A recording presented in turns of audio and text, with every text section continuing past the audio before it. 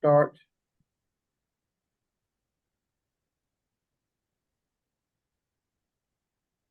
And I'm going to go ahead and share my screen.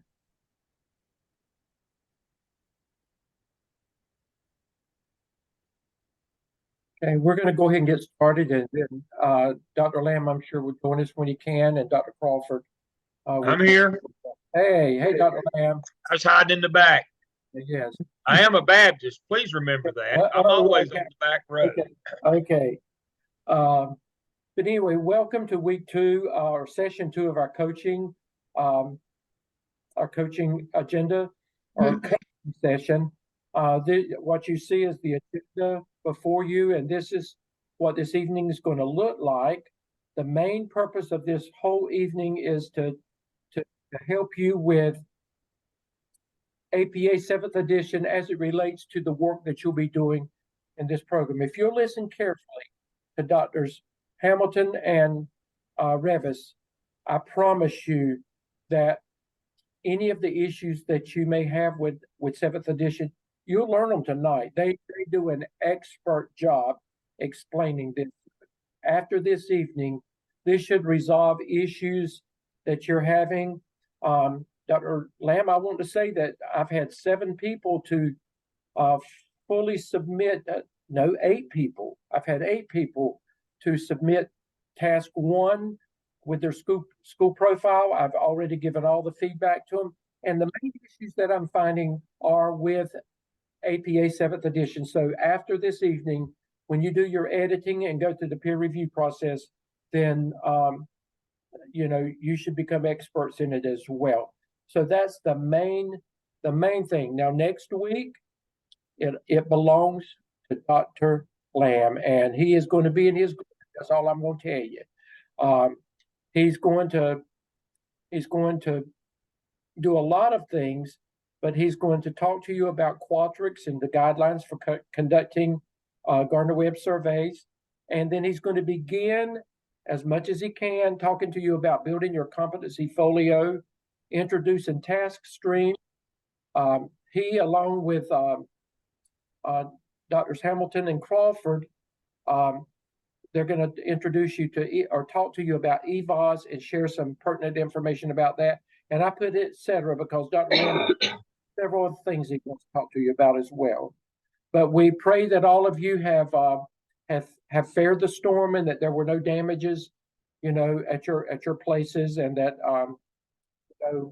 as bad as it is in Florida, we were very blessed in the Carolinas. So we've got a lot to be thankful for, and we need to pray for those people that are having to deal with everything.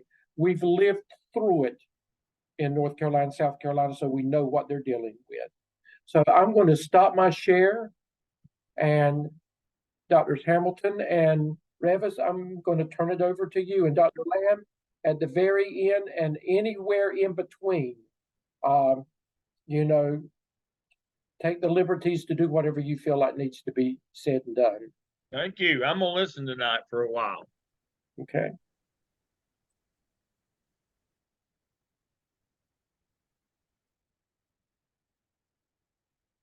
Well, good evening. It is my pleasure to be working this evening with Dr. Hamilton. She is more of an expert than I on APA 7th edition, and she has put together a great PowerPoint. Now, guys, we are just scratching the surface of 7th edition, and we are bringing to you things that you will most likely use in writing up your evidence work. But please understand, this is not an all-exhaustive presentation. You will have to refer to your manual for certain things, but we're just going to give you some highlights of most of the things you will most use in your evidence work. So with that said, we're going to start off with abbreviations and acronyms.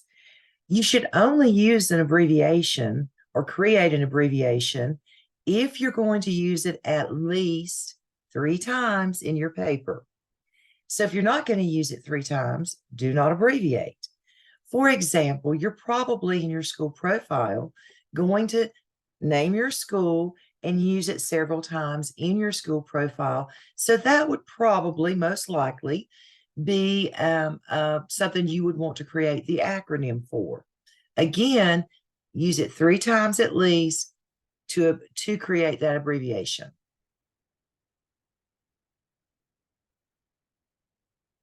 Dr. Hamilton, can you? I'm trying. I think you're driving. I have just entered 3 times. So when it does go, it's probably going to just let me take it out of presentation mode. Maybe that'll help. Okay. You know, sometimes when you are zooming and doing everything is stuck. It's stuck. There, well, got it. Go. Okay. There, we'll just do that. There we go. Okay. All right. So next would be your levels of heading. And so your title of your evidence or artifact work is a level 1 heading, and it's always centered. It's already created for you in the template. You don't have to worry about this. And it's what we call title case, which means all of your words, 4 letters or more, I believe is the rule of thumb, will be capitalized. And then you have level 2 headings in your evidence work, and all of those are flush left, bold, title case. And those are already placed in your template correctly. So you should not be having to worry about creating any of these, but we want to just explain as why the template is set up the way it is. Of course, your reference section and your appendices are called section labels, and they are bold and centered.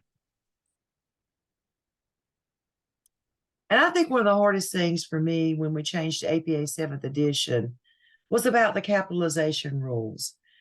We don't capitalize a lot of things at APA 7th. So, for example, in writing your section on your PLC selection, you would run into this because you're naming different people and their roles in the school. And you notice that I don't capitalize math teacher or department chair, principal or superintendent. Those are all lowercase. And, you know, you just really have to remember that unless it's a proper noun, you're probably not going to use capitalization within your text. Okay, so we've talked about a few little ideas here and rules. And let me tell you, APA is all about rules and patterns. Patterns and finding the rule that goes with them. So here is an error analysis. And you're just going to read through it individually. And I want you to see if you can find the APA errors in this piece of text.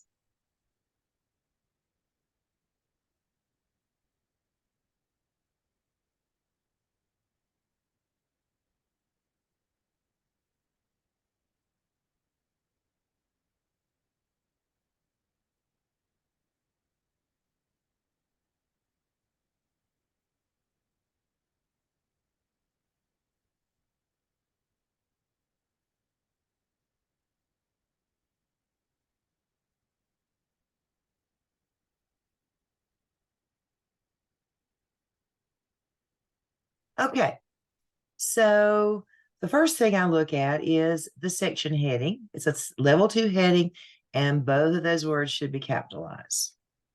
Okay. First sentence, I want to draw your attention to the first sentence. There's not an error. Is that, I'm not sure if that's 5 spaces. It looks a little big for 5 spaces. Remember, you indent the first sentence of your paragraph, only 5 spaces. I want to draw your attention to the author and in the first sentence, the author and date. APA uses only the author's last name. And when you mention an author, you have to follow it with the date. And that's always the pattern. We don't put first names, only author, only last name and date. So anything else in that first sentence, the only thing I would say is I'm assuming we've already established the PLC acronym because we're using it in the section heading. So I'm assuming that acronym has already been established. Now, where we really get into some issues, I think, is in this second paragraph. You can see that we've got Dale Lamb, and that's correct, but math teacher should be lowercase. English is a proper noun. You're going to capitalize that, but you do not capitalize mathematics, science, history, special education teacher, health service professional, mental health would not be capitalized. Charter schools would not be capitalized. Academic coaches, teachers, the word principal, and the words department chairs would not be capitalized. So Revis, we didn't, what about the heading? TLC selection. right. The heading, the word selection should be capitalized. Okay. Now, What about that colon? oh, yeah, that's right. Thank you, Dr. Stemmen. There should not be a colon there. So if you're in doubt, don't capitalize. Okay. That's a great rule of thumb. Thank you. All right. Now, in APA 7th edition, they is now a singular pronoun. It is, if someone doesn't want to identify with a gender, or if you don't know the person's gender, it is now acceptable to use they as a singular pronoun. APA 7th edition is written in first person active voice. So you are going to write in first person. You are going to refer to yourself in first person. That means you're going to say, I led my PLC. Now, first person active voice is not the same as a personal narrative. This is a work of a professional piece of work. It's a piece of work based on research and data. And so your opinions won't necessarily be in here. This is going to be research. So you're not going to tell about a personal narrative or about just how this is the best teacher in the world and she goes out and she cooks supper for people every night. This is not what this is about. This is a professional document that you are publishing. And so it needs to be a piece of work that would fit in with research kinds of work. So this is not a personal narrative. And so just keep that in mind. It is first person active voice. To obtain that active voice, which can sometimes be tricky, the subject needs to do the action. If the subject comes after the verb, that often makes it passive. So try to keep that in mind. We've talked a little already about that any of the representations that you make in APA and in your work, you're going to call it a figure. It doesn't matter if it's a chart or a table or a graph, you are going to label it as a figure. So figures have numbers. They come in sequential order in your entire paper. So in your APSL, the very first figure that you have is going to be figure 1. The next one will be figure 2. The next one will be figure 3. And that does not matter if the first one's in task 1 and the second one's in task 4. It's still going to go in that order for the whole document. So keep those in order. And that also means that if you go back and revise, or if you add something or take something away, then you have to go back and you have to adjust that. And in your narrative, you'll say something such as see figure 1, see figure 2. So you have to make sure you adjust all those too when you are making revisions. So they do require those Arabic numbers, the actual numeral 1, 2. You're not going to spell those out, O-N-E or anything like that. And it does go in the order in which they appear. Then there is a title underneath the figure name. Under the number, under the thing, you're going to write a title, just a brief title. What is this figure about? In italicized case. The title should be brief, clear, and it should just tell what it's looking like. And if it's long enough to go on 2 lines, it's going to be double spaced.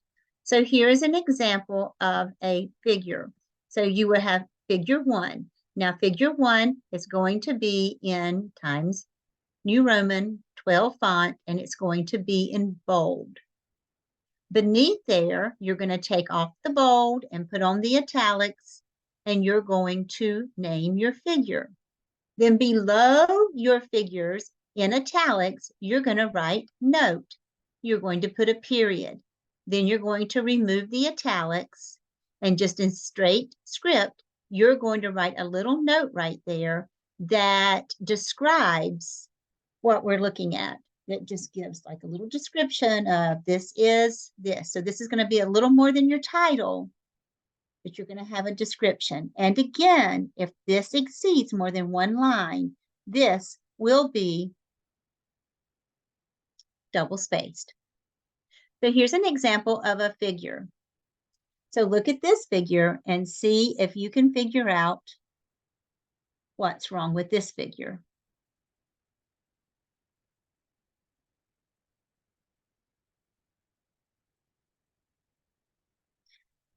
So I will tell you, figure 1 down here at the bottom, it is in italics. So we're not going to want figure 1 to be in italics. We want figure 1 to be at the top in straight script, and we want it to be bold. Then also down here on the bottom, we have the title of the figure. And again, wrong place for it. The title needs to be here in italics underneath the figure number.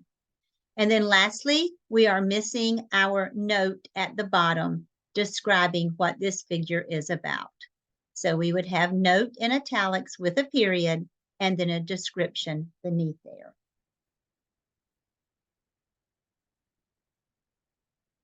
Dr. Revis? Dr. Hamilton, Yes, before sir. Dr. Revis starts, and I know you're going to talk about appendices in a little bit, but if they are putting a figure in the body of their work, is it necessary to put that figure in their appendices? No. No, you don't put it in 2 places. And Place is so no. just that's a reminder, because I've already had some to do that. So just as a reminder, and they're going to talk about appendices and what should go under the appendices at some point in this presentation. Thank you for reminding me of that. I had forgotten that that's sometimes a habit. Thank you. And just very quickly, here are some common singular and plural spellings that you would use throughout your tasks. And so then next we have in-text citations. Okay, guys, you're going to use these a lot. So you want to try to stay away from using direct quotes as much as possible, because you're just copying and pasting someone else's words. And of course, now if you do that, then you do have to put it in quotation marks. You do have to cite the author, date, and additionally a page number. Or if it's something that's taken from a web page, you would try to get a paragraph number. But we suggest that you start using summarizing and paraphrasing. And you just have to become good at it, because that's when you're taking that author's idea. You still have to give credit for it, but you are putting it in your own words. And you still have to make that citation. So make sure that you do that. And there's in parentheses, Davis, 2017, author date.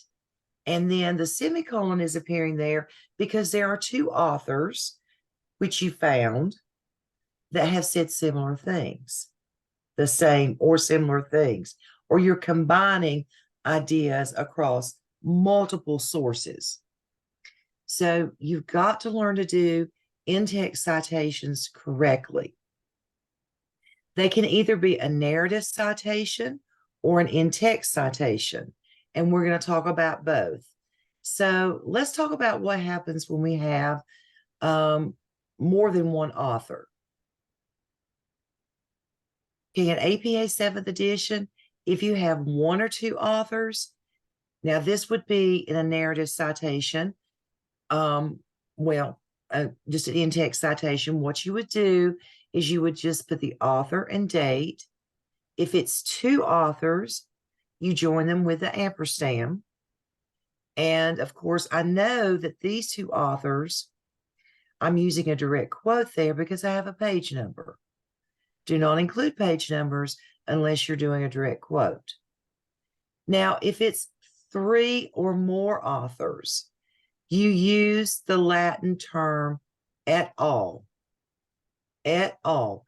The all has the period.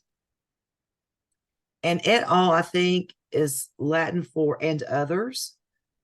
So I can look very quickly and I know that I have more than two authors cited with Black or McCartney. And you notice how it's author, comma, date, and don't forget the period on the all. And then, of course, the second example down there would be for a direct quote. All right. And here's just another, this is a change from APA 6th edition. Three or more authors, you've got to use the et al. So let's do another little error analysis. I'll give you a moment to read this, and then we're going to check for accuracy.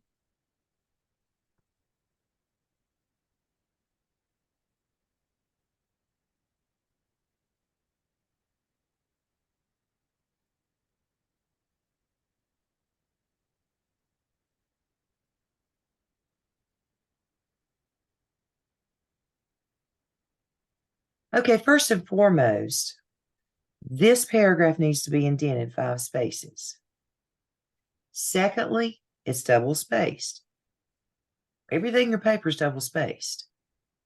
Look at that first in-text citation. Is that correct? Dr. Hamilton, does my period go at the end of that sentence or at the end of that citation or at the end of my sentence? It goes at the end of the citation. Right.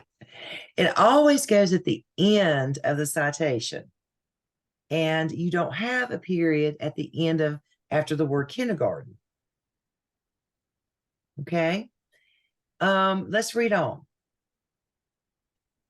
Dr. Revis, and as a reminder, just remember, some of you, and I mentioned this the other day, some of you have these systems that's built into your computer that says it's going to correct APA for you.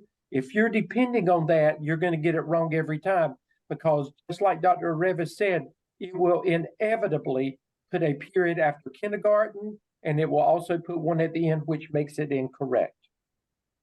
Right.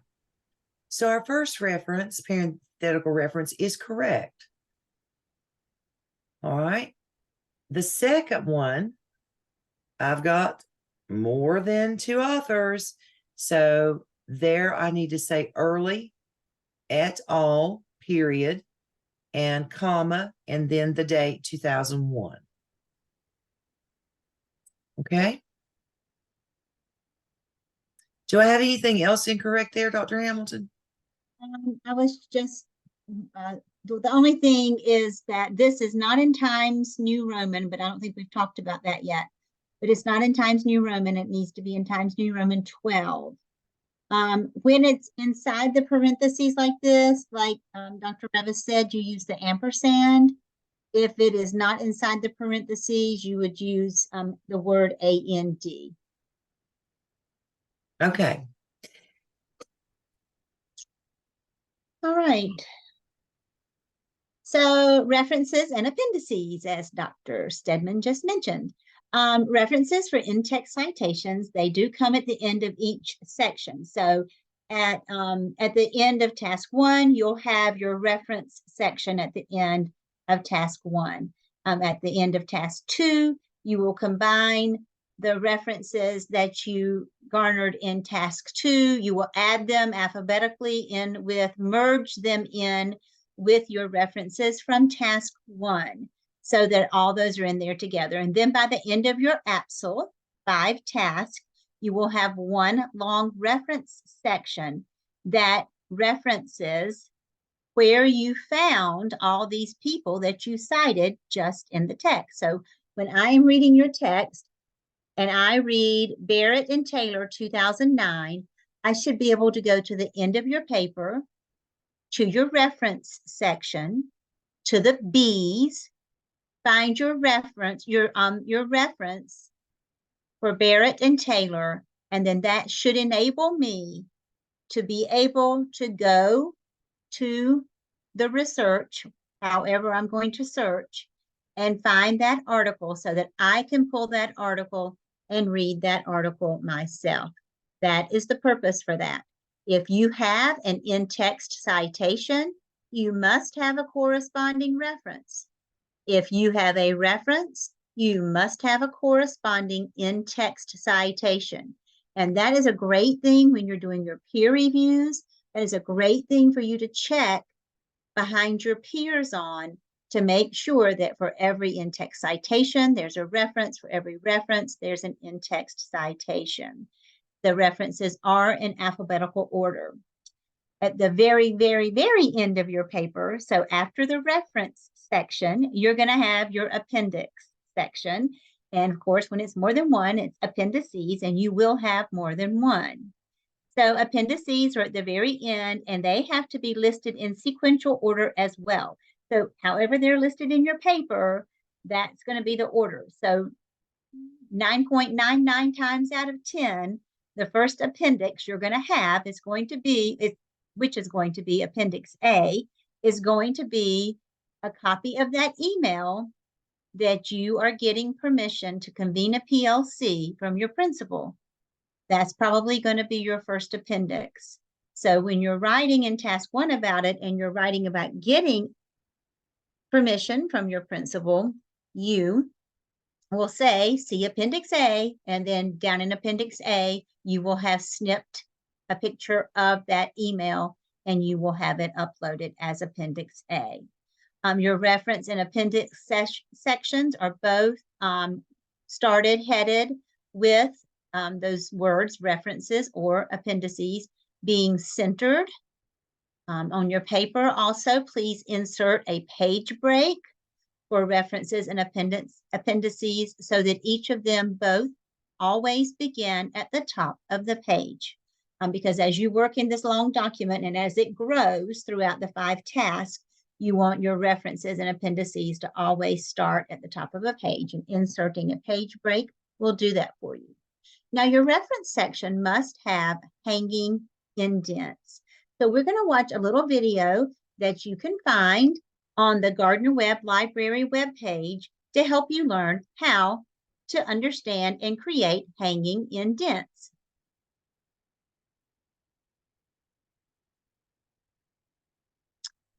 I'm going to stop share for just a second because I don't think I clicked the button to share my sound. And so I want you to be able to hear it. There we go. This video will show you how to create a hanging indent for a citation in Microsoft Word. Begin by highlighting your citation. In the paragraph section of the Microsoft Word toolbar, click the expander icon to pop up the full paragraph editing box. In the second section, click the drop-down menu under the special heading. Choose Hanging and click OK. Now your citation has a hanging indent.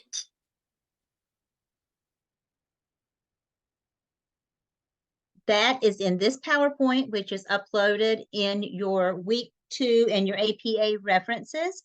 And it's also on the Gardner Webb Library page.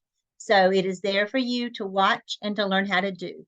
Also, please be reminded that when you do that, your reference section is also double spaced as well. So here is just an example of a reference versus a citation with, I'm gonna make that a little bigger there. With the reference, there's the hanging indent. You can see that it is double spaced and it is in the proper form that it should be. Two different kinds of citations. These will be in your paper. The parenthetical citations, which is when the name and the date are both inside the parentheses. So I would say the sky is blue. Start parentheses, Hamilton, comma, 2023, close parentheses, period. If I said Hamilton, a narrative citation, Hamilton, parentheses 2023, said the sky is blue. So it's two different ways. So if everything, it just depends on how you're writing your sentence. If it's both inside, it's parenthetical. If it's just a narrative because you're using the person's name, you just say the person's name, you put the date, and you keep on with whatever it is you're going to say. And I'll repeat what Dr. Revis said again, and that is you don't use the first names, and you also don't say Hamilton in her doctoral dissertation said, because I'm going to know if I want to see why Hamilton said the sky is blue, then I'm going to know I can go to the reference section, I can find Hamilton, and I can see it's her doctoral dissertation. So that is what you don't say in the article, blah, blah, blah. Sometimes students have a tendency to want to say in the article, but we're not going to name the article in our narrative. That the reference section is the place that you tell what the research is. So let's look at this example and let's see if you can figure out what maybe should be done differently here.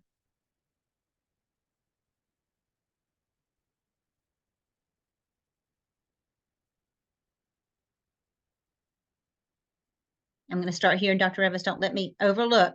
References, first of all, it should not be all caps. It should just the R should be capitalized, and that should be centered. This should be a hanging indent. This is not a hanging indent. This should be double spaced. This is not double spaced. The date here should be in parentheses.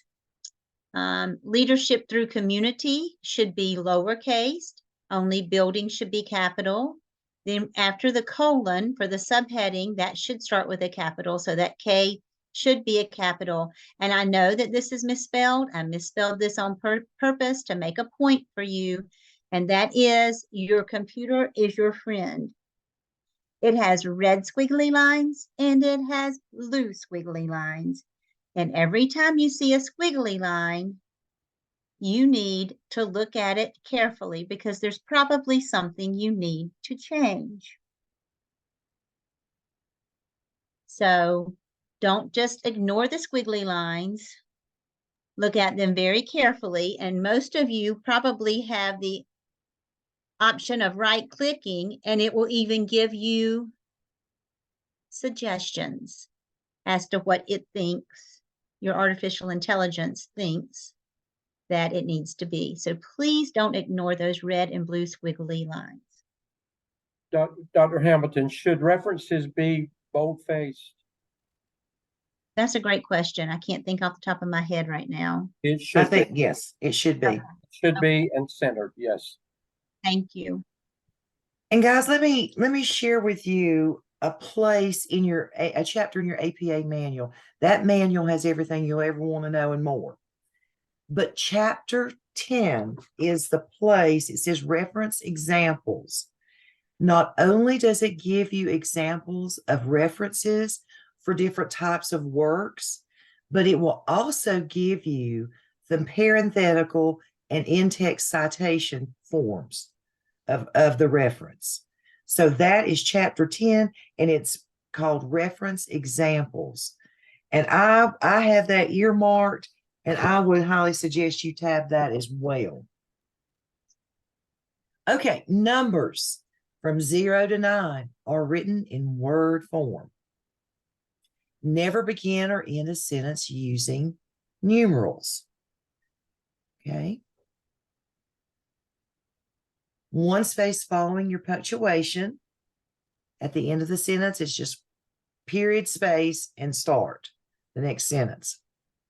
And we always write at Gardner-Webb in the education department, we're writing in Times New Roman 12 point.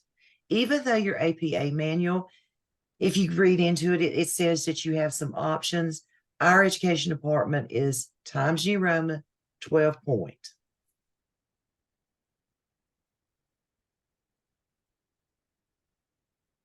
Okay, let's assess this document.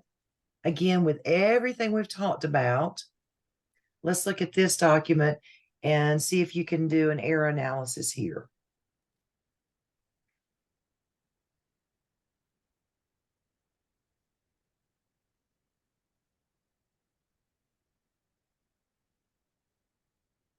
Okay, number one, it's starting with a numeral. Dr. Revis, let me just, students, if I can remind you, please try not to get so involved in the chats right now. If they don't cover it and you still have a question, you can ask that question at the end. But if you're involved in that, you're not being able to pay attention to them. So please pay attention to what they're saying. Okay. And then there looks like two spaces at the end of the sentence before it starts with the name. Now look at how the structure of that second sentence. Shouldn't be that way. Number one, don't need my first name. It should just be Revis, remember APA, author, date. Author, date. Revis, parentheses. I do not need the title of the article that I wrote. Revis 2020 parentheses stated that PLCs should occur 3 times per week with administrators in attendance. 3 has to be spelled out. Correct. Mhm. And once again, at the end of that sentence, there's too many spaces. What about, Dr. Hamilton, what about using the words one data source? Can I do that? Yes, you can. I can, but I have to spell it out. That's right. And again, at the end of that sentence, there's too many spaces. And that's because that person's old, like me, and we always hit 2 spaces at the end of our sentences. This also Um, says the candidate. This was very difficult for me to get used to, not writing in third person. I would just say, I am now leading the PLC. Right. I would also say that this is not Times New Roman and it's not 12 points. And I am assuming that the acronym PLC has previously been identified.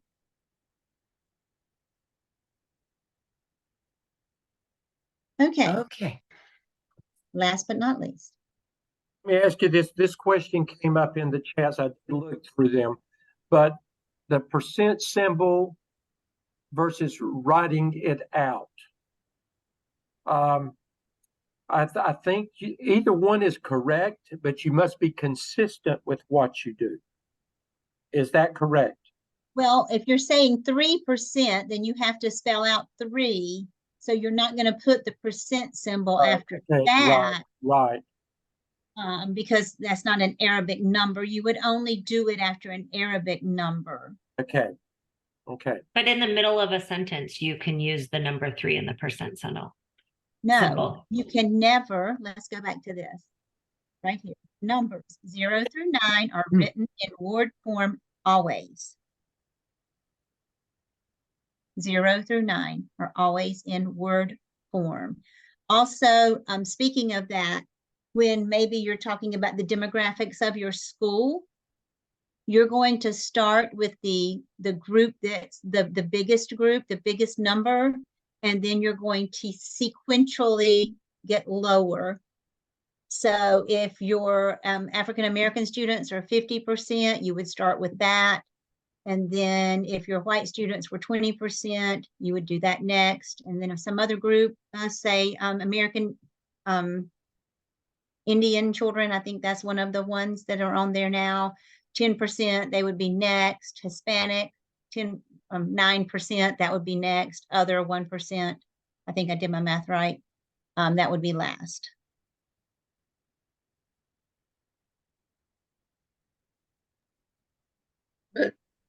But would you would you spell out 9 and percent in that sentence structure? Yes. Okay, thank you. N-I-N-E. Sorry. You're fine. It's so hard to wrap your mind around, I know. N-I-N-E-P-E-R-C-E-N-T. Yes. But then, Tanya, when you got to 10 to the number 10, you would have the number and you would use the percent symbol from that point on. Right, Dr. Hamilton? Correct. And I know it's so hard to wrap your head around. I know, so hard. We also have this that we've uploaded for you. I hope this is the right one, Dr. Revis. And the one I sent didn't come through right, so I'm going to have to send it again. But this is a checklist that's uploaded. Please, please, please, please, please print this. And when you're doing your peer reviews, use this. And when you are before you turn in your own work, when you are proofreading your work before you turn it in, just sit and just look at this. Do my in-text citations have a corresponding entry in the reference? Does the reference section have an in-text citation? Are my paragraphs indented a ½ inch? Are my headings left justified in bold? Are all words in headings capitalized? Blue and red squiggly lines. Use spell check. We had a principal one time and the staff, I mean, not at my school, just in our district. And the staff just always made terrible comments about her. I didn't, and I'm not recording. Okay, thank you. It's Sorry. okay. It's okay. Who's recording? Dr. Stedman, are you recording? It just said it started again. Oh, good. Okay, thank you. Thanks for catching that. We would have hate to have missed all this. In your template, the directions, the instructions, the task, and the prompts, you'll note are single spaced. You need to leave those alone just like they are in the template, but just about everything else will be double spaced. This talks about the use of acronyms. This talks about how to do your figures. When you put in your Appendix A, which is going to be your email from your principal, you're going to, in your narrative, you're going to cite it this way. You're going to have a parentheses, lowercase s, C, capital A, appendix, capital A in appendix. And I put a blank here on this example, but like C appendix, whatever the number is, A, B, C, D, E, close the parentheses. And if that comes at the end of a sentence, then the period or the punctuation goes after the closed parentheses. This talks about quotes, which we really encourage you not to use direct quotes. It really is not easy reading. It appears that you're not really synthesizing what you're reading and learning. You're just copying and retyping from something. And so that's not what we are after. So, but make sure that if you do have a quote, because there's just really no other way to say it, that you have your page number there. Make sure about your in-text citations. Here's all the stuff about in-text citations. And please don't ever have a quote more than 40 words. But if you absolutely must, there's a rule for that. 3 or more authors. There's an example. Please note how et al. Is written. In-text narrative citations, use and parenthetical citations, use an ampersand. Page break at the reference and the appendix sections, hanging indents, and reference section is double spaced within and between each entry. So that is a checklist. Please, please, please print multiple copies of that, use that, and that will save you and a lot of heartache.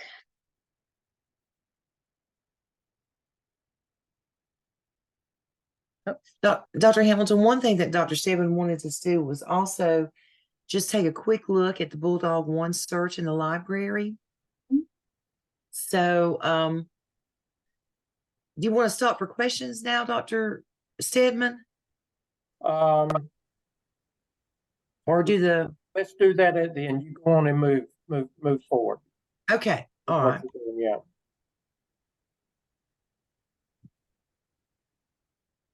So go to the Gardner Webb homepage and Well, we'll see. There we go. You can go to library. And right here is your Bulldog One search bar. So right now you are looking at professional learning communities. So you can type that in, you can search, and you will have research that comes up for you to be able to read and learn and use this in your learning. I mean, back in the day, we all had to go to the library for this and sometimes even go through microfiche. It's a blessing to have this. And you can can find see here that you can select you only want to look at things that have full online text. And that means you can pull them up right here and look at them. Because sometimes you might have to like borrow the book from the library or something like that. But, and then, you know, you need one with DeFore, so you can even say, and you'll have things that start coming up for that.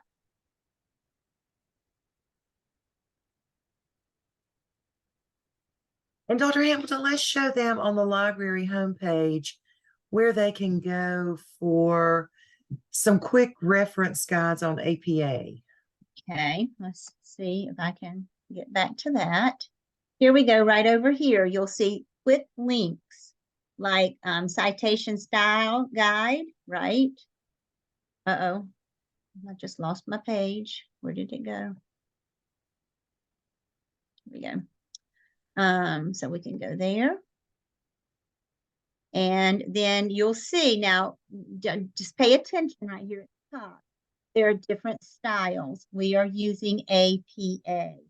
So that's what you will go to.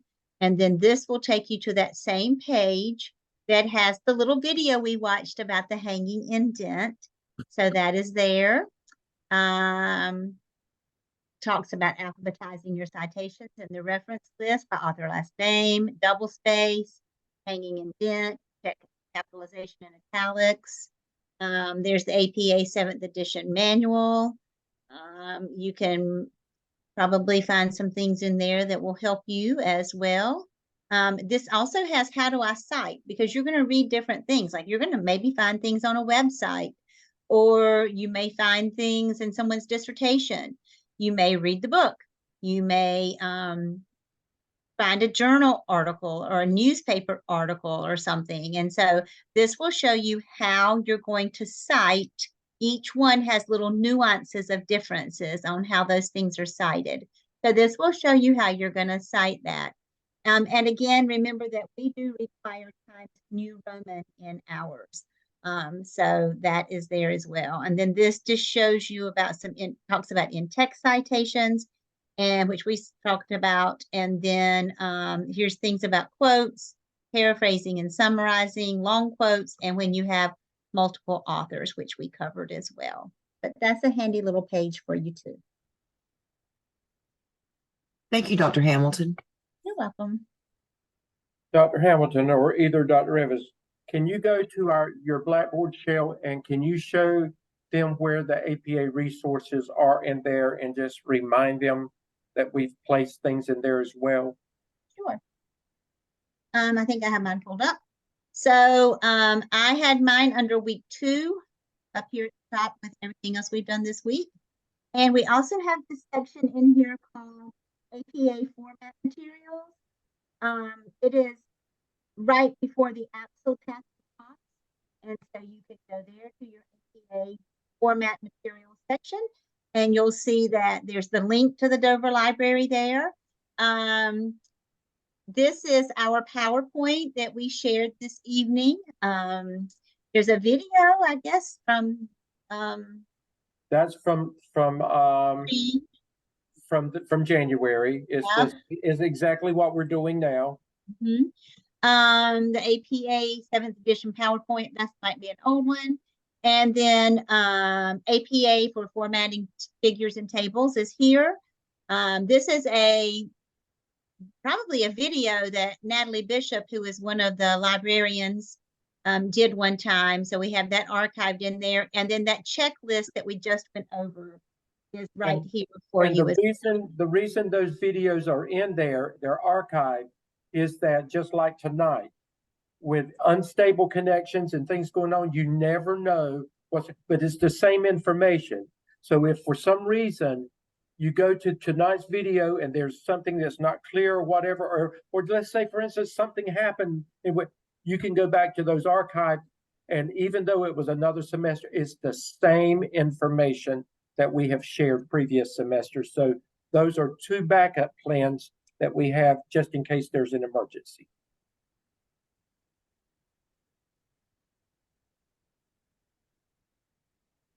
Okay, go ahead. Is everyone feeling good about APA? Okay, this is the time to just, if you have a question of something that they have shared that you don't quite understand, now's the time to ask it. Okay, Tanya? I have one question. It's probably in how do I cite now that I know that that's there. If we find something on my voice is shot after 4 days of teaching, so sorry. If we find something on the website in the library, is that cited as a book or as a website? Depends what it is. I'm Because sorry. there are books uploaded in there. There are journal articles uploaded in there. There are dissertations uploaded in there. And so it just depends on what it is. Okay, well, but it's not a website if it's a journal or a book. Right. Right. Okay, I see what thank you're you. saying, because you're thinking I found it on the web, right? Right, yes, that's where I'm Gotcha. going, yes. Yes. Gotcha. And that Thanks for double, that question. I appreciate that. That's a good nuance that some people might have had in their mind that they didn't Yeah. speak. So thank you for that. That's a and great. that double space after the period, that's gonna be my downfall, I think. Oh, it's so hard. Yes. Okay, Renee? Good evening. If I am citing a source such as PowerSchool, how would I do that? Go to chapter 10. And quite honestly, I have to look it up. So I would say in my chapter, that's going to be a database. So you're just going to have to look, and I'm going to see if I can find it right quickly. There's nothing that you find right quickly in this manual, but let me come back to that and I'll tell you, Renee. Thank you. Thank you, ma'am. Okay. Anything else? Brandon? So with the Roman numbers, when you what'd you say? I know with 0 to 9, you have to write it out, right? So if I have like a 4.6%, I'll write the word 4 point out in percent. 4 6/10%. Okay, 4 and 6. Okay. Mm-hmm.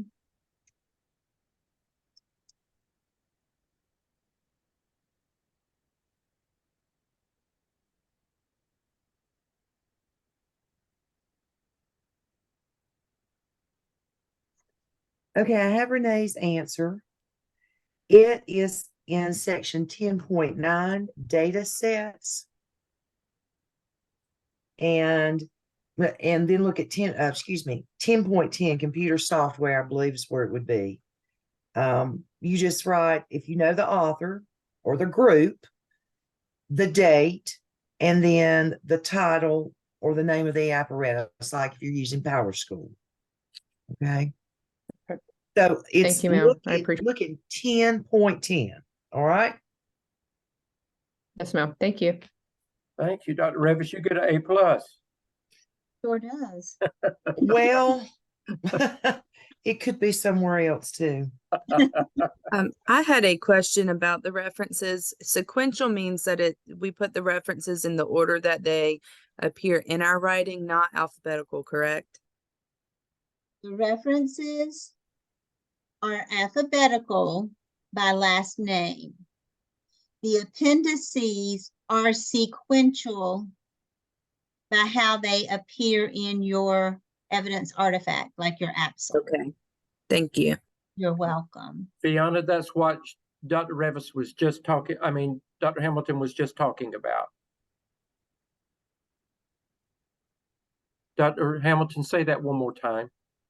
The reference section at the end of your paper is alphabetical by author last name. The appendices, which is the very, very last thing, is in sequential order, Appendix A, Appendix B, Appendix C, based on the sequence that they appear in your APSL. Thank you. Julie? Are the articles we find required to be peer reviewed? No. Okay.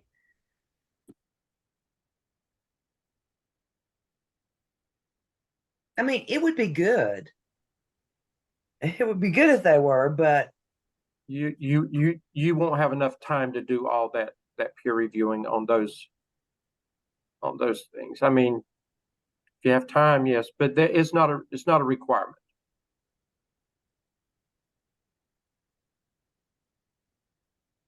Okay, other questions? Okay. Dr. Lamb? I wanted to chime in on, if I understand the question about, do you have to use peer-reviewed journal articles? No, but make sure that your references come from Google Scholar and not Google. Or, make sure that it's not stuff that, I have to go over this with my doctoral students. Don't be citing stuff off the internet that there's no provenance. Make sure you're using Bulldog One, and if you can't use Bulldog One, make sure you're using Google Scholar. But outside of that, don't be pulling up stuff off Yahoo.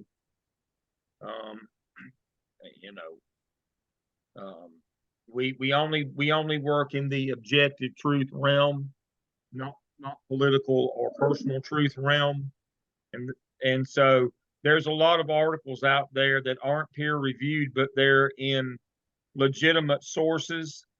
That's what we want. Don't be using MSNBC or Fox, either side of the political spectrum. That's political truth. We only work on objective truth when we're doing research-based work, and all of these evidences are research-based. People are paying for this. When you're out in the field, you can't be running programs, putting things in your school improvement plan, closing the gap academic program that's not research-based and is, it's just somebody's opinion, or you think you ought to do something, or it's anecdotal. Please remember that the entire evidence process of the 6 evidences, the APSL, the APTEL, the OMA, the SCIP, the CAP, and the SOP, they mirror the same school improvement plan process that you are legally required to do when you become a principal. It's under, if you believe me, go to 115C 88G. I one time could quote all 545 general statutes and their subsets. I don't think I can do that anymore. I've slept a time or two since then. But the one that we will use the most next semester is 115C 288, which is duties and responsibilities, legal obligations of the school principal. That's one of them. So there's a legal basis to this data analysis. That's the first one you're required to do. Every school in North and South Carolina is required to have a closing the gap program. That's what you're learning in the APSL. So you can't be making stuff up. This thing has got to be research based for real. As kids would say, for reals, player. This is, you're learning to do it the right way. Carolina, you've got a question, and I'll get to you, Elizabeth. Yes, in the APA editing checklist that Dr. Hamilton showed us, under 3 or more authors, it has Hamilton, et al. but in the APA manual, there's not a comma after the author's name. So which way do we follow? I like the comma, by the way. When I work with doctoral students, we use the comma. That's one of those variables. Gardner-Webb uses the comma. I can show you some of their, I was working with one today. I was working with Shantae today and Jennifer. We use the comma. Okay, thank you. Yep. Elizabeth, you were next in line. Thank you, Caroline. That's a great question. That'll help. Elizabeth? Yes, sir. I was looking in the publication manual and with the appendices versus including the information in the text of the paper, it says you have to determine whether or not it would be distracting or inappropriate. Is there any kind of recommendation for including it in the text of the paper or just adding it at the end? I prefer to add it at the end. We like those in the evidences. Believe it or not, these things are going to be very long.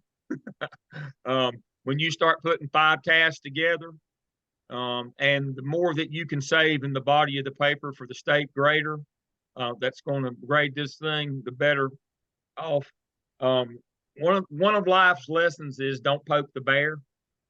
The state graders don't have the best sense of humor. We don't hire them for their sparkling personalities. They pre-grade your work. Now, somebody complained last semester on the end of course survey that they talk rough to them. They will. And so the idea here is we don't send them work until it's ready because they don't want to have to grade it but one time. They get paid by the number of, just one time to grade it. And they want stuff short, to the point. They're not trying. This is not a dissertation where you're trying to stretch the page limit out because there's a minimum number. You're trying to make these things as short and concise as possible. So every trick of the trade, and that's a great question. Look, every trick of the trade, stick everything in the appendices that you can. Stick everything in references that you can. Shorten that body of that paper as much as you can. So try to keep those graders, those evaluators in a good humor. If you start grumbling with them back and forth, it won't go well for you. I can tell you that. It's kind of like wrestling with me, or what's known as wrestling with the pig. Never wrestle with a pig. You just get dirty and the pig just likes it. And so don't wrestle with the evaluators. Make them short, sweet, to the point. Don't add extra stuff. Don't repeat yourself. I'm bad to do that. Don't repeat yourself. Make these things as clean and concise as you can make them. And so that would be my advice on that. It's a good question. Jasmine, you got one? Sorry. Yes, I do. I was looking at the sample part of the school profile, and I see like K through 5 isn't spelled in numbers, or K through 3, and I was just wondering about that. That's an actual symbol, a designation. That would not be spelled out. K5, K6, 9, 12. That's actually an organization. That's why you don't spell those out. That's great. That's a good one. That would be known, I guess, as a proper noun. And remember, we leave those as is. That's a great point. So anytime you're referencing a school organization, K2, K4, K6, 6-8, middle school, 7-9, junior high, 5-8, intermediate, or whatever those are, according to the state that you're in. South Carolina uses intermediate. You leave those as is. Thank you. Shauna, you got one? Yes, I just wanted to ask again that I heard correctly, percentages if less than 9% are spelled out. Dr. Hamilton addressed that. That is correct. Yes. They're less than 9%, yes. If Okay, they're thank you. more than that, the deal is if they have to go to triple digits, then you can put them in. That's real simple. Okay, thank you. Yep. Triple digits, you can use the decimal. Anything that's 2 or less on percent, you spell it out. That's pretty easy rule of thumb.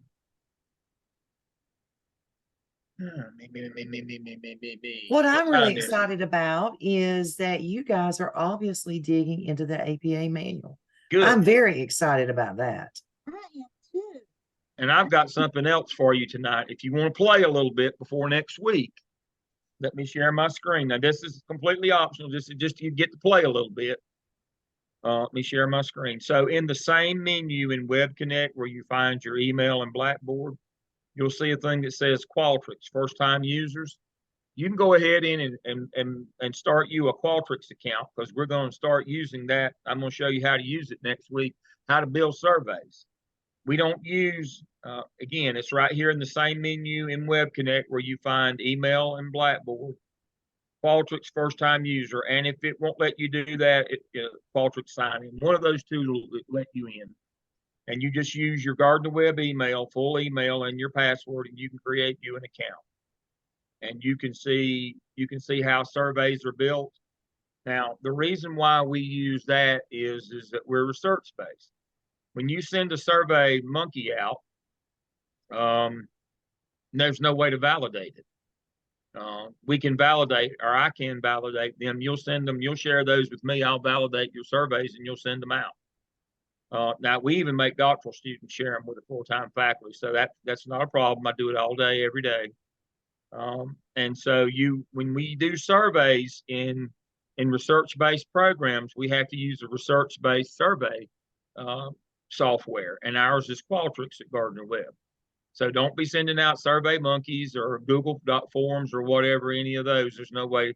Now, the first surveys you're going to send out are going to be validated because they're going to come straight out of the work that we give you. But, and we'll be using them when we get to the AppTel, you're going to use them. But we want to get you in the habit of all the way through your program, this master's program, second master's, whichever this is for you, as you go into, if you don't go into a doctoral or EDS with us, if you go into them somewhere, you need to get in the habit of understanding that all surveys have to be validated. And who was it mentioned a while ago? I guess it was Dr. Hamilton, the superintendent, got on principle about sending out emails with typos in it. Anytime you're surveying, whether you're a student or whether you're working in a district, it's supposed to be out of a validated survey. You're not supposed to send out things from third-party vendors that haven't been validated. You need to get in that habit now of how to go about doing that, and it will also categorize your data, and we can run all kind of analytics out of it. It's a good time to learn. So I'll go over that with you next week. It's a good skill set to have. It prepares you not only for this program, but the next program that you're in, because many of you will matriculate on to another program later on. So if you want to go in and establish you an account and start playing in that sandbox, you're not going to hurt a thing. You can't distribute one without me anyway, so you aren't going to, wing somebody by firing one off, but you get to play with it and see how it works. Okay, that's everything I have. I told everything I know and some things I didn't, so I'm ready to go. Okay, Dr. Hamilton, Dr. Revis, thank you so much for sharing this evening. I'll upload this video and send it to you later on. And just remember, there was a time in here where there was the internet was acting funny here. So if for some reason you don't hear something, you've got those backup plans that you can always refer to that's in your shell. So it's the same information. So refer to them if you need to. But work hard. You know what your deadlines are for the weekend. Don't wait until Sunday at 6 o'clock if you can. Get it to us. And oh,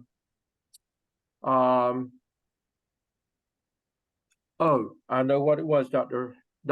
Lamb. Say something about the CC1 visits. We still are having people that they have not communicated with their CC1s. And I've sent out 3 messages. So I just saw Allison on here. Allison Dorsey's on here. Allison is mine. Are you at Harris Elementary School? I am, yes. In Rutherford County. Harris Yes. is no longer. When I went to Harris Elementary School, it was actually in Harris. Oh, wow. That's awesome. So, But that that one was back closed in the over day. 50 years ago. So That the was the horse the and new buggy Harris days. is the new Harris is 50 years old. Is it 50 years old Yes. Yes. last year or this year or year before? Yeah. It is, yes. I'm so old, I went to the old one. And so, but part of that too is my father went to school and my grandfather went to school there. And so, and my wife is a Harris, by the way. So everybody in Rutherford County is either Harris or half a Harris. I married a whole Harris. And so, so I am so excited. I will be Zooming with, Allison in the morning at 10:30, but I said that to say this. Please answer your emails. Check your GardnerWeb email every day. Now, I know some of you can't check it at work because it gets blocked because of the EDU extension, but when you can get to your email, either on your phone or at home, your CC1s are emailing you trying to get a visit with you. Check and make sure that everything's going to go all right on your clinical. And so it's very important that you schedule a visit with them, and you principal just about 10 minutes, as I told you before, and so try to do it in your on a planning period. So if you have questions, so that we can answer those questions for you. Also, Dr. Lamb, can you just say that I believe the problem was that the email stacks, you mentioned that the other night, and I believe some of those notifications from the CC1s have stacked in with some other emails. Yep. You got to remember how to use. Let me share my screen, and I'll show you what I'm talking about. Okay. While he's looking, Lillian, what's your question while Dr. Lamb's looking? I have a question. Last week when we talked about PLCs, I tried to email Dr. Revis, but I had a question about my PLC. Is social emotional learning, is that a topic you can do? No, you can't. So it has to be academic? It has to be academics, yes. Something that can be measured with a state test, measurable. And Lillian, I was just writing a response in your chat box. I don't remember receiving that email. I apologize. That's okay. And as a follow-up to that question, I'm still here. As a follow-up to that question on social emotional learning, I have a doctoral student that I was working with yesterday, Shantae. She's in Gaston. When you do social emotional, we have to do perception. There is no measurement. And that's what we're trying to work around in her dissertation is how are we gonna do something on social emotional learning, SEL, and the 5 dimensions or core competencies of that, and not be able to measure them. And so one of the dissertations that Beth did in Gaston was a qualitative, and so we're going to take off on that and do a perception study. And that's something that you might do in a doctoral dissertation. But for these evidences, they have to be data-based, have to be measurable, has to be on your report card, something that's on your state report card. And I showed you how to get to those links. I believe I did. If I didn't, I'll do that again. And so let me go to that right quick. I've got it right here at the tip of my fingers. Imagine that. And so for my doctoral group, under last night's lesson, we went over this. See right here, NC school report card. And we'll do Allison's school. Let's see, Forest Harris Elementary. It'll pop up in a second here. They've got their proficiency score here, performance. They've got their growth score here. Good job, they met. They've exceeded a few times. And then so all the different things that you see on here, math performance, reading performance, science performance, other measures, read to achieve, test, all these things, all this academic stuff. And there's some drill downs here that you can do as well. You can do them by subgroups. It will let you do that. Well, sometimes it will, but yeah, there it went. See how it lets you drill down? This is the stuff that you want to use from this. Now, South Carolina people, look at here. South Carolina school report cards, view report cards, you find your school in your district, you can do the same thing. It ought to be on that state report card, something that's measurable. All right, let's see. Let me stop my share and go back to questions. All right, Kizzy, you've got a question?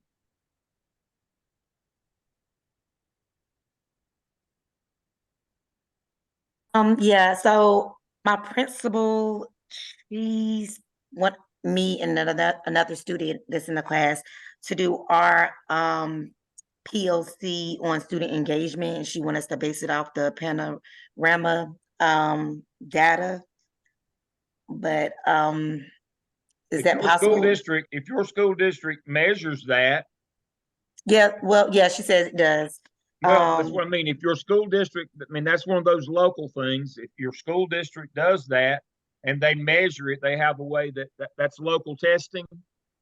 They Yeah, actually consider they that send to out the be surveys to the It's- parents. Panorama is not about testing though. It's a survey where you are gathering your stakeholder perceptions. Correct. So tell her no, I can't do that. Well, tell her you can do it, and when you do your skip, You can do it later on yeah, in the you program. you can do it as your third one, absolutely. Okay, but she like already like pretty much put me in a PLC. Well, And well, that's one of those political negotiations. If she's dead set on that, then just keep on rolling. yeah, But she if- is. She well, is. If you can put it off to your third one, if you can, because we are going to get to stakeholders. That's what the skip is, stakeholder community involvement, and you do a needs assessment in it. That would be exactly what you're doing. You are going to do that one third. Can I focus on my current PLC that I'm already in? If you I'm lead a CTE teacher. Yeah, So if you lead it, absolutely, and then you can convene that one later. You don't have to keep the same PLC. You can switch your PLCs according to your topic if you need to. okay, because we're just having a little bit of issues. Like I don't Just want to tell her step on her that toes. you'll get to that in the spring, and that you'll do CTE. You know, you got work keys and some other things in CTE that show up. Well, you we're can on do the middle that. school level, so we don't have work keys yet. Uh-oh. Then Well, I but- would suggest see if you could, Kizzy, do look at reading comprehension scores. Yeah, I was going to say, just do reading. Everybody likes reading in middle school. That's great. That's a great point, Dr. Evans. I was just getting ready to say, you need, if you're doing middle school CTE, that you don't have to do something in your department. Y'all can see what you can do to support reading. We always meet, so it's better for us to we meet twice a week off gate, and then after that we usually have coverage. It's like getting busy, we don't have a lot of teachers, so I'm trying to get in where I fit in, sort of. And if you're in North Carolina, I think your spring 23 data has just gone to principals. So that would be some really recent data to dive into. But I would suggest reading for this.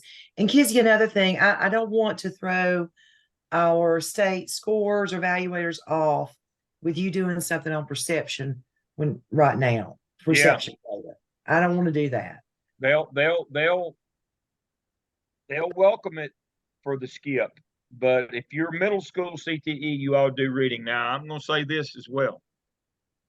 Please remember, when you deliver this action plan, and that's what you're doing at the end, is you're delivering the action plan. There is no requirement that they actually implement that plan. You are learning the process. Let me say that again. You are learning the process of two things: how to lead a PLC and how to do a data dive and come up with a closing the gap program. Your school is not required to implement that program. You would hope they would, but they don't have to. They don't have to. They do not have to. Okay, thank you all. Jasmine? I just have a question about who my coach is, and should I've already received the email? I think it's Dr. Stedman for what was it, the CC? Let me look right quick. I'm not your CC1, Jasmine. Okay. But I'm glad I asked. Let me pull that up right quick. Do, do, do, do, do, do. If you are, they've just assigned you to me and I didn't know it. Because I've been checking my email like crazy and I All don't right, see what, it. just, where's your school located? I'm in Elizabeth City, Pasquotank County. That would be Rod Ramsey, William Ramsey. Okay. Should I be William? awaiting an email from him? He's already sent his out. Let me look at. Ramsey. Okay. Jeffrey, while Dr. Lamb's looking, what's your question? Okay, so if we did decide to do reading, and we have stuff from the letters training that North Carolina required K-5 teachers to do last year, could we use that as a strategy in That our? can be a data source.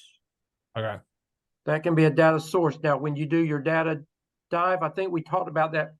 Remember, all inclusive, anything that's going to help tell the story and help Okay. you figure it out. Yes, that would be good, Jeffrey.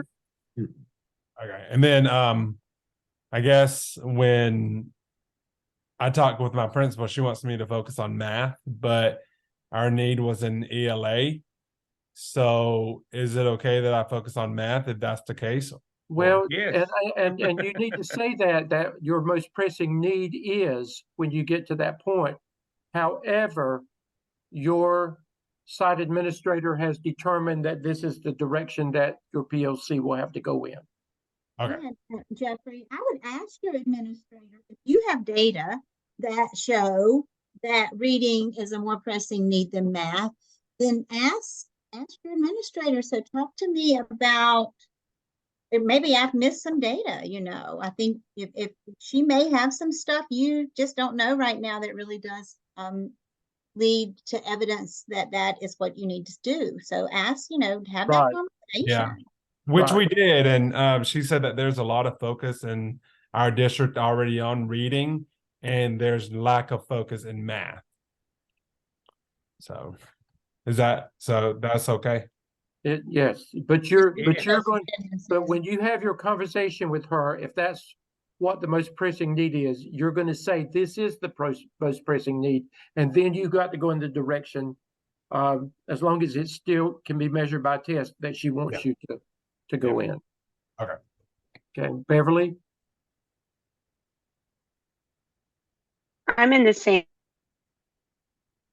place. I received an email from my clinical instructor. Okay, where are you from, Beverly? Henderson County. Okay. That'd be Dr. Revis. Hey, Dr. Revis. He's not Jasmine, on my list. send me an email that you haven't heard from your CC1, and I'll get it out to him. Beverly, where do you work in Henderson County? Hillendale Elementary. Yeah. She must not been on my list, and I apologize. That's okay. I thought I was done. I sent an email today that I was finished. That's okay. Little did I know.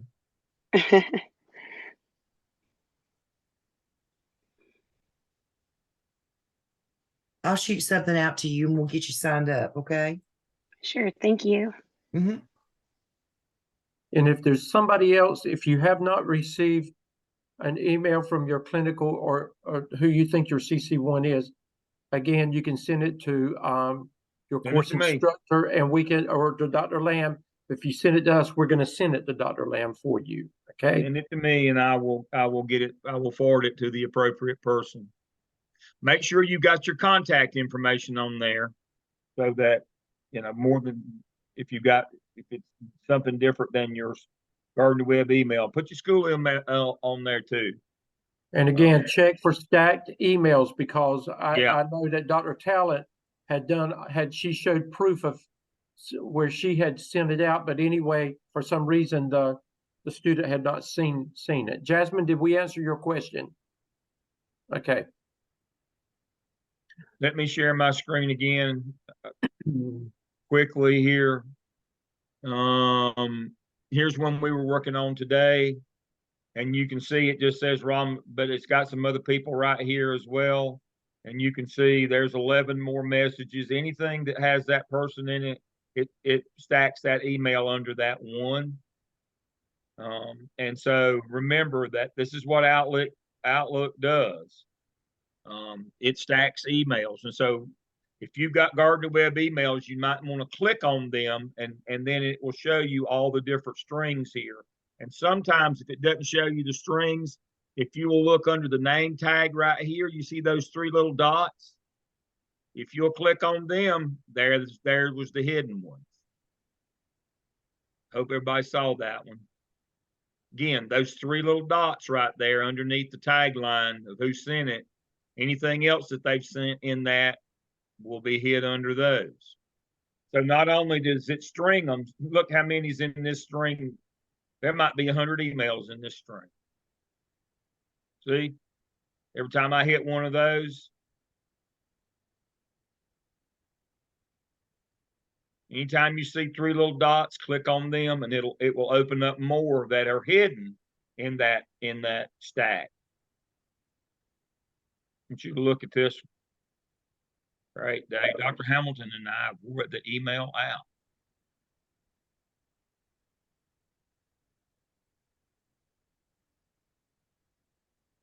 I mean, that thing is, look. So understand, when you see that string, if you see 3 little dots under a name tagline, click on those dots and there'll be some hidden ones under that as well. I'll bet there's at least 50 emails in that string. There's no way we can, that's just the way it works. We can't fix that. And so one of the things that we all try to do is not attach. We try to send new emails as much as we can without attaching to the last one, unless we need a string like that when we're working on a registration problem. Then we want them all in one line, but try to get in the habit of sending new emails as much as possible. That way they won't be hidden. It's just a quirk in the system. It's not like Yahoo or some of the others that every one of them comes out separately. Outlook stacks. And that reminds me, let me share my screen again. I was going to cover this next week, but while we're talking about Outlook, let me share my screen. In your Outlook account over here on the side, you'll notice that you've got some of the Microsoft programs like Word, Excel, and PowerPoint. These are embedded in Outlook and you can access them for free if you need to. You have a free account with Outlook for Word, Excel, and PowerPoint. So if you were going to have to buy one or pay for one, you can use this. You've already paid for one. It's right here. So if you click on it, it will take you in and see, like me, I have to do a duo push on mine to go in, 2-factor authentication, but it will open up a separate account for Word, PowerPoint, and Excel straight out of your, again, out of your Outlook account. You have those. Last thing, and I normally cover this next week as well, a word to the wise. Invest, you're spending a lot of money on this program. And I hate to say this, but invest another $300 in your own laptop. Don't use a school laptop. 95% of the problems that we have when people lose their stuff is because of a school laptop. It blocks emails. It's got a filter on it. I looked over the weekend. I normally try to look and get you a i3 machine. Don't, try to stick with a Windows-based machine because all of our applications are Windows. If you go to Apple, you'll have to go to MacBook Pros, which cost what, $1,500. You can get a Windows machine 3.1, and all you're looking to do, and let me do my share again. Look at the. Make sure I'm gonna do one. I'm gonna do one right quick. If I don't hit the button wrong here. Dr. Land, while you're looking, Dr. Dr. Hamilton respond, or Dr. Revis have responded to this. If you've got anything less than the 7th edition of APA, you might as well throw it away. It is obsolete. So do not use anything less than the 7th edition for this program.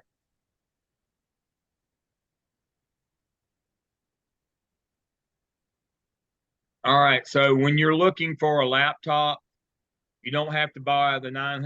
Here's a good one right here. This is an i5 machine for $400. Ooh, that's a monster there. 329 is an i3. They're 329 this week. And so what we're looking for is something that works at 2.1 gigahertz or faster is what we're looking for. In order to pull off all these, and see right here, this one works at 4.1. That's a monster. For 329, that's a steal. But when you're looking for the speed right here, base frequency, 4.1 gigahertz, show full. You want a machine that works at least 2.1. Now there's some out there, those little small ones, cheap ones, that that are Windows-based machines.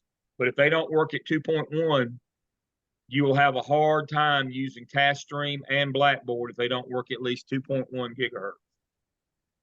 i3, you're looking for an i3 processor. The one I'm working on tonight is an i7. It's my personal machine. You don't want to spend that kind of money. They start at $1,000 and go up from there. $329. You have your own. Your GuardTheWeb account. You don't have to buy Windows. GuardTheWeb will give you Windows. We'll give you it'll have Windows on it. GuardTheWeb will give you Word, PowerPoint, and Excel, so you won't have to buy that. That's separate, $114. If you don't buy that, you've got that included in Outlook. $329 plus tax. You've got your own machine. They don't come collected up at the end of the year. They don't come and switch it out. It doesn't crash on you. The hard drive doesn't crash every 15 minutes. The IT guys don't put so many filters on it that you can't get to websites and work when you're trying to collect your resources. It won't block, it won't block GuardTheWeb emails or anything with an EDU extension. Invest in this program. I know it's $329 more plus tax. I get that. That's a lot of money to me. But, as I tell students all the time, I only have so many rabbits and so many hats. If you lose your data, we have to try to get your tech department of your school system involved. If it's a school laptop and they won't let you put programs on it, it sometimes blocks some of the sites you need to go to. Won't let you send Qualtrics emails out with links in them and things like that. It's just a word to the wise. I always cover this in the third week when we do Start Technology, is make sure you got equipment you can work with. Again, we're not compatible with straight Apple. If you get Macintosh where you can run Windows on it, that's fine, except it's going to cost you a fortune. Tablets don't work well with either TaskStream or Blackboard. And I'll tell them on, make sure that whatever you got's got a camera on it. Some of this stuff doesn't anymore, and make sure that I like to get one that has an external USB drive, even if it's a USB-C, so you can back your work up. I'm gonna pull mine out right now and you'll hear it. I save everything on my hard drive and I back it up on a disk every day. I'm paranoid that I'm going to lose my work. Make sure if you can get one that's got a USB or USB-C, so that you put it back in. A MacBook Pro will work with TaskStream. If you go through Chrome, now you got to go through Chrome. That's the deal. TaskStream is compatible with Chrome, and if you got a MacBook Pro that you can run Chrome on, you're fine. But now I know that's a lot of money, and so Jasmine said she's no sweat for her. No. I already have one, so I was That's just what I making mean. If you've got one, if you've got one that you can run Chrome on, you'll be fine. But a lot Okay. of the lesser stuff, a lot of the tablets and things won't run Chrome. Yeah. If it won't, and if you're working off the Apple operating system OS, That's good to know, though. I it won't work appreciate in TaskStream. But Dr. Lamb, we have gotten work from Apple in the past that wouldn't open. It wouldn't open, or when it came to us, it didn't look like it did when you did the work, and there's nothing we can do about that. Yeah. That's if you're just using straight Apple products. You need to be using the Macintosh Pro that you're running straight Chrome on. Otherwise, when it comes to us, it'll be like Pages, and we can't. Always make sure your work's in Microsoft Word, not in Pages or any of those other third-party word processing programs. They will not open in TaskStream at all. The only thing that'll open in TaskStream is PDFs and Word only. And yes, Dr. Stedman's exactly right. We get work every semester from somebody using an Apple that's not downloaded and using Chrome and doesn't have a Microsoft Word account. And then when we get it, it's just kind of scrambled. The margins are crazy. It doesn't look at all like what you sent us. So make sure that everything's in Word format, Microsoft Word, because later on we're going to have to upload it in TaskStream. So, but again, boy, the bane of my existence is school laptops. Those things, they go flat regularly. Problems with school laptops. Try to avoid using them if at all possible. It's just, it'll make life easier. This program's hard enough when everything works. It's rigorous enough and hard enough without you trying to figure workarounds on the technology all the time. And so that's my advice. All right. I saw somebody yawning. I guess that's my cue to hush. I have one more question. This is Tanya. It's probably somewhere, but at the end of a list, is there a comma before the and of your last thing in your list, or no? Yes. Okay, because there's a big debate on that. So I'm Not at Gardner Webb. okay, just making sure. Yep. If Thank you're, you. Dale, comma, Robin, comma, Kathy, comma, and yeah, okay. Danielle. That's Perfect. the way that works. That's how I'm There used is a to, comma but I'm for just that making last sure. and. Yes. Good question. Yep. When y'all get through with us, you'll be able to go into any doctoral program and write a dissertation, no sweat. You'll know how to gather your data with Qualtrics. You'll know how to write an APA 7th. You'll know all the way to cite. You'll know how to do hanging indents. You'll know everything that you'll need to know. And if you don't write a dissertation later on, this is the way that school, this is what I was talking about. The superintendent doesn't like it when you send stuff out that doesn't look professional, or if you send emails. And the school board kind of gets involved in that too. So you want to look as professional as possible. This is how you will write going forward. Like when you do your evidences for your principal evaluation, you will have to write narratives. This is how you will write them. Please remember that the evidence artifact system that we use is what is used for principal and assistant principal evaluation in North and South Carolina. You have to provide a written document of the work that you do called an evidence, and you have to provide artifacts that are the byproduct of your work. They're not written documents. They're things that, well, they might be written, but they were created by the work that you do. And so you need to get in the habit of how to write an evidence.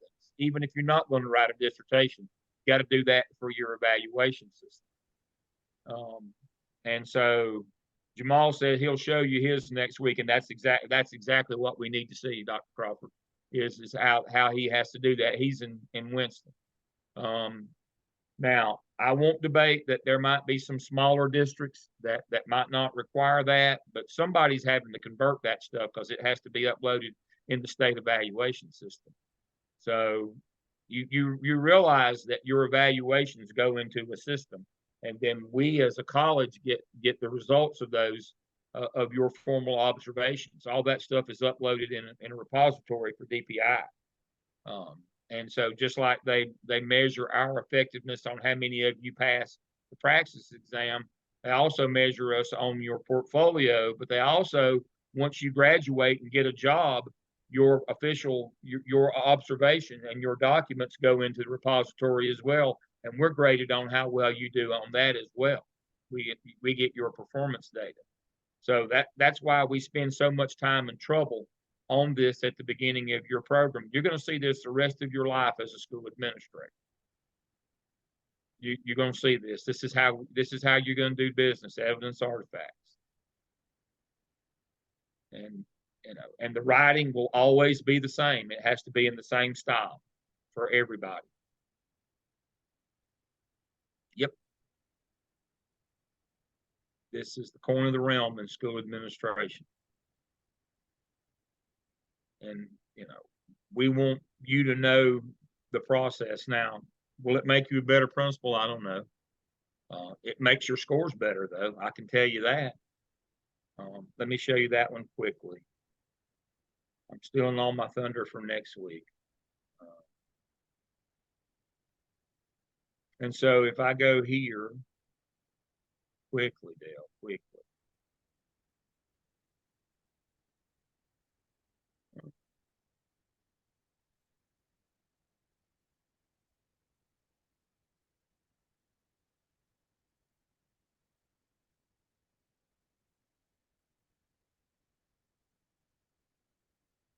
You can see we get performance data every year from y'all. Let's see, IHE details, standards one. Let me look at this one right here. Open up. You can do it.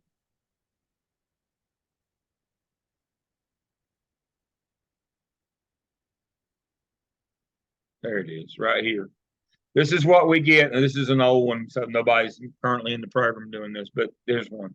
So you can see we get rated on how well you do on your evaluation system. Now, if you'll notice, Gardner-Webb is the only university, and this is still true today, that on the highest category we exceed the state in every one of the standards that is measured 1 through 5 in a numeric form here. You notice the Gardner-Webb folks, IHE, that's us. We're above the state average in every one of these. We're above it in every one on the accomplished. We're below it in every one on the lower ones down here. Now, again, I won't tell you that Gardner-Webb people are better administrators, but I'll tell you, obviously you're better at the evaluation system because you understand evidence artifacts. You understand the difference between the two and how to write them. And that's a lot of that scoring is how well that you're able to present your case as an assistant principal or a principal through your narrative writing and the artifacts that you collect. It's just that simple. We don't wait to the end and cram at the end and try to boot camp you on something. We start you from day one on understanding the process. Got to be careful here not to throw my shoulder out, patting myself on the back, but the folks that you're working with here, they know this stuff. They understand this stuff. They can help you with this stuff. If you learn it, you only have to learn it one time. And then it will become second nature. As you move through the evidence writing, it will become so easy. You'll wonder why you ever struggled at the beginning. But it's like anything. There's a learning curve. But once you've got it, you've got it.